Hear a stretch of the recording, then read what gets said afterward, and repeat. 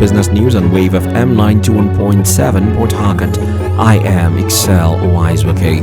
The airline operators of Nigeria say domestic airlines have lost over 150 billion naira in the past 2 months, warning that the aviation sector is approaching a critical breaking point. A member of the AON Board of Trustees, Roland Yayu, disclosed this while raising concerns over a looming standoff with ground handling companies demanding about 9 billion naira in unpaid debts.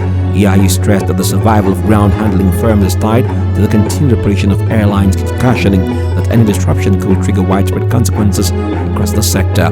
He added that a breakdown in operations would ultimately affect all stakeholders in the aviation industry. President Bola Tinubu has initiated a fresh restructuring of Nigeria's power sector, nominating a new Minister of Power and appointing a special advisor to lead reform efforts. The President nominated Joseph Tegbe as Minister of Power, subject to Senate confirmation, and appointed Lanre Babalola as Special Advisor on Power and Chairman of the Presidential Task Force on Power Sector Reset and Restoration. According to State House statements issued by presidential spokesman Bayo Nanuga, the move is aimed at accelerating reforms across the electricity value chain and improving power supply nationwide. The Federation of Informal Workers Organizations of Nigeria has urged the federal government to expand social protection for millions of Nigerians in the informal sector. The group warned that rising poverty and inequality have left workers without access to pensions, healthcare and workplace protections. In a statement ahead of the International Workers' Day 2026, the organization noted that over 93% of Nigeria's workforce operates within the informal economy but remains largely excluded from government welfare programs. The statement, signed by Gwenga Kamalafe and Bolaji Sadu, called for urgent policy action to address the gap. On the foreign scene, China has announced it will remove tariffs on imports from nearly all African countries starting Friday, excluding Eswatini due to its diplomatic ties with Taiwan.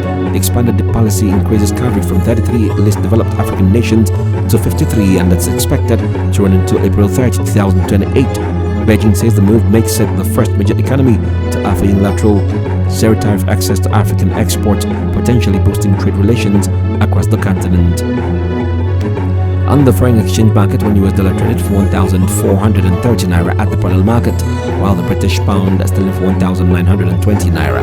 Meanwhile, 1 euro traded 1,603 naira at the same platform.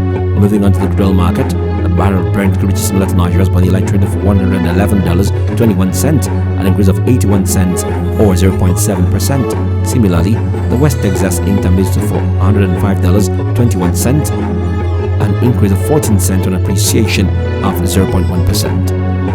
And that's business news on Daybreak Nigeria this morning, compiled by Ayo Odungaru. You can also listen to us on wavefm917.com for pictures and stories in the news.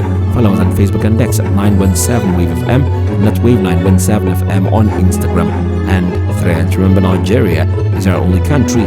We should join hands to make it great. I am Excel Uwaezuoke. Good morning and thank you for listening. Up next is Humor Zone on the Mid Morning Show this Friday morning. Do stay tuned.